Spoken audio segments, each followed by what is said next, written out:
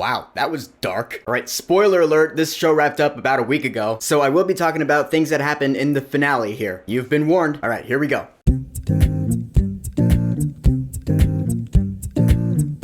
The Penguin. So The Penguin is a spin-off miniseries from the 2022 film The Batman. Colin Farrell played the Penguin in that movie. Now he's getting his own little spin-off story on HBO/Max while we wait patiently for The Batman Part 2. So this miniseries picks up, I think they said about a week after the events of The Batman. We remember at the end of that movie, the Riddler had set up bombs all around the city and so they exploded, so now the city is flooded. And now Cobb, aka the Penguin, is going to seize this opportunity to rise to power. That's the long and the short of it. The series dives into the Penguin as a character, his psyche, his backstory, the people surrounding him, how a character like the Penguin would be in this world that is the same world as Matt Reeves' The Batman. And what did I think of this series? I don't know if this is going to be one of my favorite seasons of TV that I watched this year, but it definitely had its moments for sure. Like I said in the intro, this series is really dark. This is probably one of the darkest series I've ever seen, which I know isn't saying much. I don't watch a whole lot of TV, but I'm just saying, the series is rated TV MA, which is the equivalent of rated R for movies, so you're gonna see some shit watching this. Alright, Colin Farrell as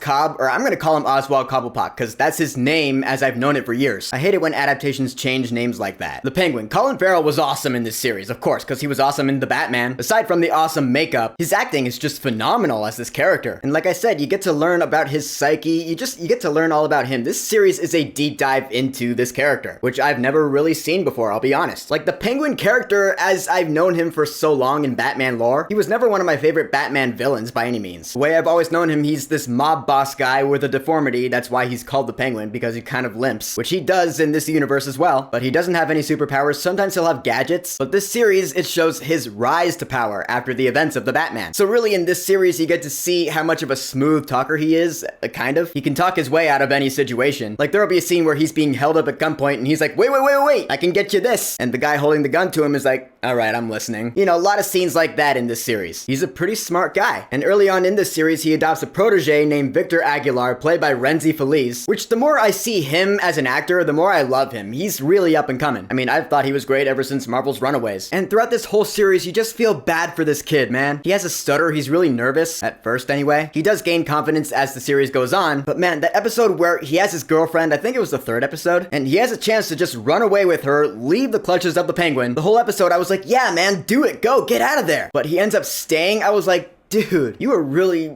for lack of a better phrase, you are under the Penguin's wing. But really though, I felt so bad for this kid throughout the entire thing, up until the finale, where I'll get to that. God damn. The main villain of this series is Sofia Falcone, later known as Sofia Gigante, the Hangman, played by the mother, Kristen Milioti. And when she first came on scene, I was like, I'm not sure if I'm buying her as this supposed serial killer. She doesn't really seem all that threatening. Yeah, she's got those really big, like, Anya Taylor-Joy eyes that pierce right through your soul. Yeah, she's got those going for her for sure. But threatening? I don't really know about that. But then you learn that the initial murders that she was convicted for was her father just framing her to cover his own ass. So in this series, she's fresh out of Arkham Asylum. So now, yeah, she's a little nuts. And as the series goes on, I'm like, yeah, she is really crazy. To the point where I'll just see her and be like, get away from me! She was great. Lastly, as far as the main cast goes, I gotta touch on the Penguin's mother, Frances Cobb, played by Deirdre O'Connell. Man, oh man. Whenever she's on screen, I just felt like it's that cringe, but like the good kind of cringe where you're tensing up. Oz's relationship with his mother is a huge part of this show, because really he's doing everything he is doing for her. It's a really toxic relationship that they have, because he's like, yeah, I'm gonna get you everything, the money, the penthouse, and she's like, yeah, kid, do it. Right there, I was like, ugh. And now she's suffering from Lewy body, which is a form of dementia. Yeah, I warned ya.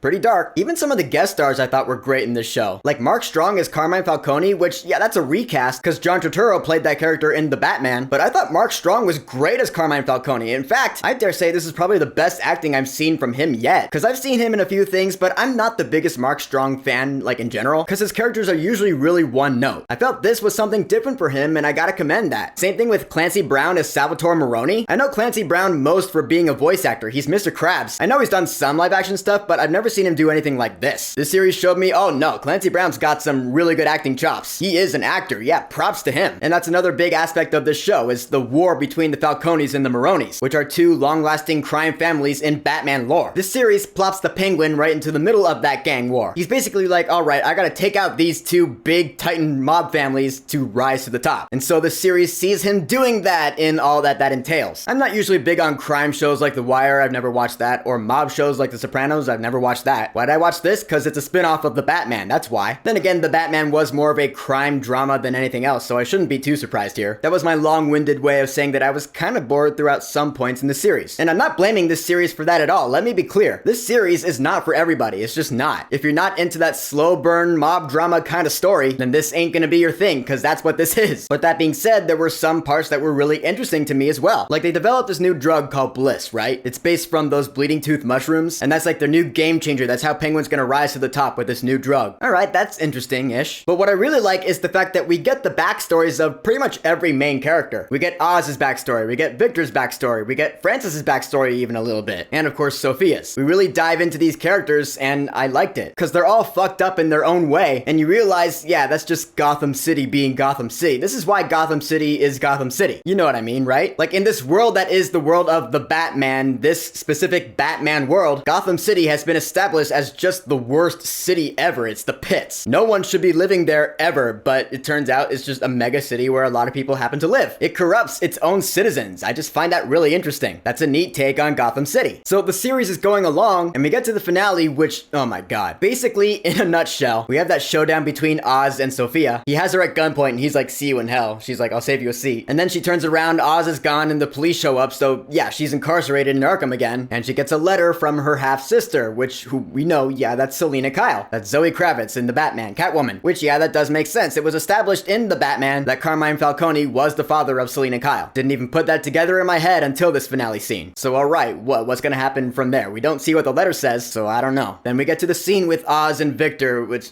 this is really the scene where you're like, I hate this motherfucker. Because the two of them have grown so close at this point as kind of like a father-son type relationship, or at least you're starting to see it that way, because Victor's starting to see it that way. And then Oz is ultimately like, you know what, family makes you weak, so he chokes the life out of Victor. You're like, dude, no, oh, poor kid. He should have went away with his girlfriend when he had the chance. That's what I'm saying. He could have had a happy life. Now he's dead. Rest in peace, Victor Aguilar. Man, you were a good kid. He was, well, I was gonna say innocent. He's not exactly innocent by the end of this, but you know, he's more innocent than Oz ever was. He deserved to live. We can agree on that. God damn. And Oz's mom ends up a vegetable, which there was a scene a couple episodes prior where she was like, I don't want to end up like that. If I do, just kill me. And Oz promises, all right, I'll do it. And then he doesn't do it. He keeps her in his new penthouse, and then he goes and he dances with Eve, his prostitute lover, who's dressed up like his mother, which I was like, all right, Oedipus complex for sure with the Penguin here. I mean, I got that sense quite a few episodes prior to this, but this just confirmed it. And that's where the series ends. I was like, see, this is why the Batman should have been rated R. When that movie was coming out, I was like, yeah, it should be rated R. That would make it something different. But it wasn't. It was PG-13. But this series being TVMA, it shows how dark a Batman-ish story could be. That's why the first Joker movie was so good. There's one of the reasons anyway. Can the Batman Part 2 be rated R?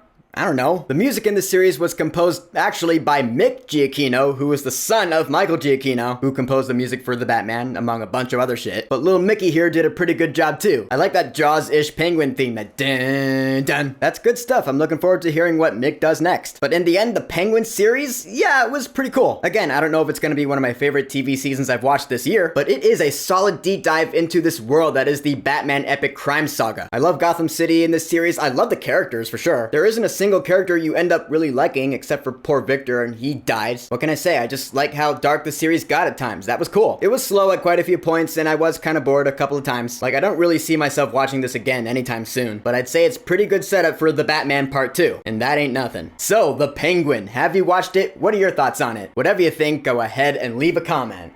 And of course, thank you for subscribing. Peace!